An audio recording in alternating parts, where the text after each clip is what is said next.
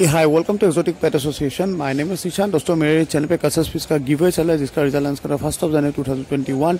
तो उसमें पार्टिसिपेट करने के लिए अगर अभी तक आप लोगों ने मेरा चैनल को सब्सक्राइब नहीं किया तो सब्सक्राइब कर दीजिएगा और गिव का वीडियो का लिंक भी आपको आई बटन में और एंड स्क्रीन में मिल जाएगा।